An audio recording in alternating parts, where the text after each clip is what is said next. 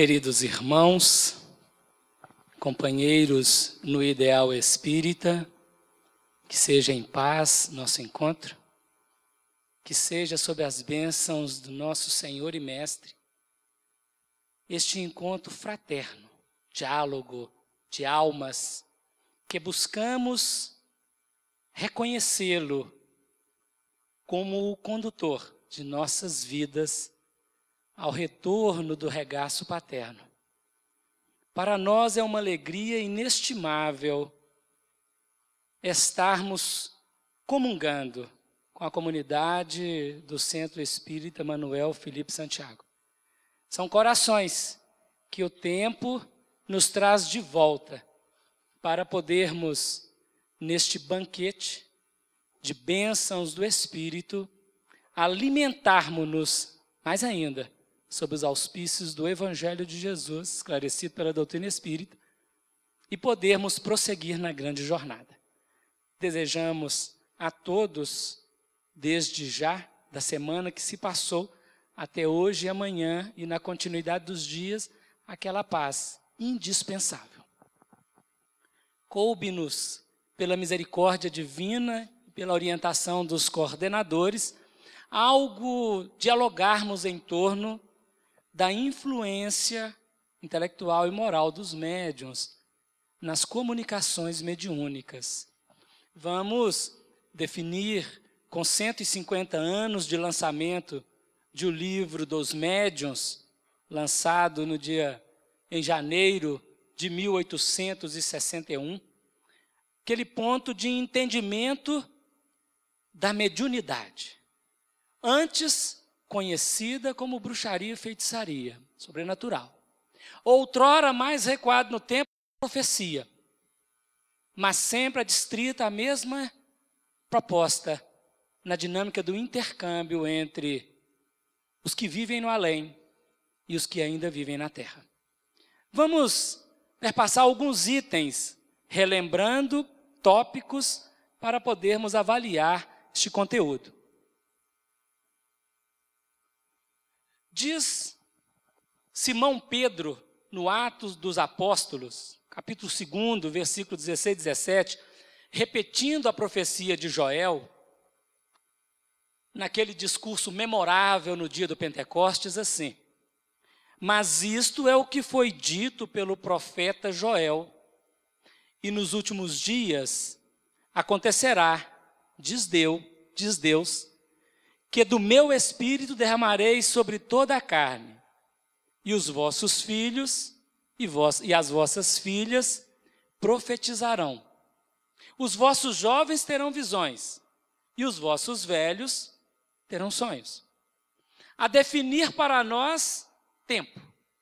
Naqueles dias, nos dias que devem ser reconhecidos por todos nós, como a época que passamos. Essa profecia de Simão Pedro, repetindo a profecia de Joel, já tem 2000 anos. A dizer que estamos nesses dias, onde os velhos têm sonhos, os jovens, visões, mas que está aberto realmente os canais da mediunidade. A luz está derramando na carne para produzir em nós aqueles elementos, digamos, do autoconhecimento. Qual é o objetivo da mediunidade? Qual a fundamentação da mediunidade? Para que a mediunidade? O que é isto? A doutrina espírita vem nos ajudar a refletir, a pensar sobre esses aspectos, a interpretá-los em espírito e em verdade, ampliando nossos horizontes. Cada dia. Capítulo 1 de O Livro dos Médiuns. Título: Há Espíritos? Allan Kardec começa a fazer uma análise, uma discussão sobre a questão do espírito. Existem os espíritos? Ora, é provável que alguém diga que não, porque tem a imagem do fantasma, tem a imagem da assombração, tem a imagem do sobrenatural. Mas Allan Kardec começa a tecer considerações a partir da forma indutiva de conhecimento, no plano da razão e da lógica, para compreender, junto com o materialista, o agnóstico, que é possível, numa lógica, ter o entendimento do Espírito. E ele conclui o tópico dizendo, se formos dialogar com alguém e perguntarmos para alguém se ele crê em Deus, se ele acredita na alma, se ele acredita na sobrevivência desta alma, e ele disser não, não sei, não acredito, tenho lá minhas dúvidas, não deveríamos gastar muito tempo na discussão porque não seria produtiva. Mas que alguém que disser que acredita em Deus, acredita na alma, e que esta alma sobrevive à morte do corpo físico, é possível nós compreendermos a questão do espírito e da comunicabilidade, porque a partir daí ele tece toda uma consideração, toda uma estrutura lógica, abstraindo das manifestações dos próprios espíritos, da mediunidade explícita, mas para dizer do ponto de vista do entendimento científico, do método positivo, o entendimento de que esta alma é o que chamamos de espírito, essa que sobrevive à morte do corpo.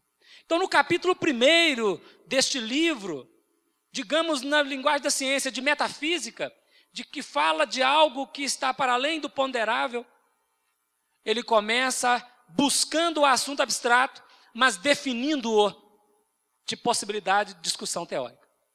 Allan Kardec, nós imaginamos assim, colocou este item como inaugurar do livro dos médiuns. Por quê? Há alguns anos antes disso, em 1855, no mês de maio, 6 anos antes, ele fez essa seguinte pergunta: quem são os espíritos? Uma reunião mediúnica que ele foi convidado pela primeira vez. Chegando lá, as mesas giravam, dançavam, e nós ficamos imaginando aqui qual deve ter sido a festa espiritual pela presença daquele homem naquela terça-feira, às 20 horas, em Paris, numa reunião das mesas girantes. Ele que tinha a incumbência do plano espiritual a ser o codificador da doutrina espírita. Imagine a festa. O espírito Zéfiro, guia espiritual, sentindo-se à vontade, dialogava com ele. Quem são vocês? Perguntou o senhor Hippolyte Léon Denisard Rivail. Somos, pode chamar-nos de gênios ou espíritos? E a primeira pergunta, então, a partir desse ponto é: quem são os espíritos? Ele não quis utilizar o termo gênio, porque gênio tem, na acepção da humanidade, uma linguagem outra. Quem são os espíritos? E aí, nós vamos começar a entender uma dinâmica na metodologia de Allan Kardec. E eles responderam assim. Você sabe a resposta? Do espírito Zéfiro: a alma dos homens que já morreram. E aí Allan Kardec falou assim: então quer dizer que o homem, quando morre, vive num lugar e é chamado espírito? Sim. Pois bem, eu tenho um amigo que morreu recentemente. Ele está aí? Claro, se morreu na terra, está aqui. Então chama que eu quero conversar com ele. Bom, não é desse jeito. Ele está aqui no mundo espiritual. Agora vamos localizá-lo. Nome, quem era? Ele deu o nome. O orientador disse: semana que vem. Na semana seguinte, lá estava o senhor Hippolyte, e a reunião começa e o amigo chega. E ele dialoga com este amigo, pergunta coisas que só os dois sabiam. E a resposta é positiva, concreta, correta. Lembra que o senhor Hippolyte Léon Denisard Rivail era um homem de ciência, magnetizador, sustentado no positivismo de Augusto Comte à época, não era crédulo, e ao dialogar assuntos que ninguém naquela reunião sabia, absolutamente ninguém, muito menos os médicos, ele pôde começar a positivar que realmente a alma sobrevive à morte do corpo físico. E que esta alma, ela própria se denomina espírito. Vocês sabem quem é aquele espírito ali?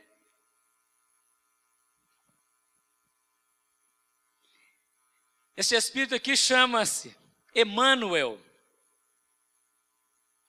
Quando Chico Xavier se dava as materializações, certa feita, ele apareceu assim, com aquele braço musculoso, diz Arnaldo Rocha, ele levantou o braço, acendendo a tocha.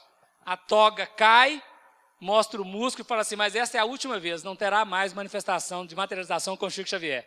Que pena. Mas tem várias pinturas e fotografias desse tipo, de vários espíritos. Meimei, Sheila, Emmanuel e outros inúmeros espíritos. Este é o nosso ex-senador do Império Romano, Públio Lentulus Cornélius, e atual instrutor espiritual das nossas vidas, guia espiritual de Franciscano Xavier. Então, os espíritos são as almas dos homens que já morreram. Morreu na terra, é espírito no plano espiritual. Com isso, Allan Kardec começa a apresentar para nós o segundo capítulo do Livro dos Médiuns, do sobrenatural, do misterioso, daquilo que transcende a objetiva humana, mas que era entendido então como algo fantástico, sobrenatural. E vai mostrar para nós que chamava sobrenatural aquilo que não conhecíamos, mas que agora, a partir do conhecimento da lei que rege o fenômeno do intercâmbio, do conhecimento de que a alma, ou de que o espírito, é aquela pessoa mesma sobrevivendo ao mundo espiritual, manifestando com o seu perispírito, tornando-o um ser conhecido, limitado, palpável, às vezes, podendo ser sentida a sua pressão, o seu abraço, nos dados da materialização, como neste caso aqui, abrindo um painel novo na história da humanidade, para todos nós, numa compreensão mais profunda, mais bela da misericórdia divina. Não estamos sós, não estamos perdidos, não estamos esquecidos da vida, estamos verdadeiramente numa grande comunidade espiritual, ora encarnado e ora desencarnado, caminhando de volta para a casa paterna. Mediunidade. Esta expressão é uma síntese do que é a mediunidade. A mediunidade é uma faculdade humana e natural.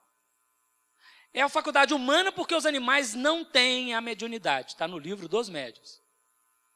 Os animais têm percepções psíquicas, dado a sua contextualização do globo ocular e da questão auditiva.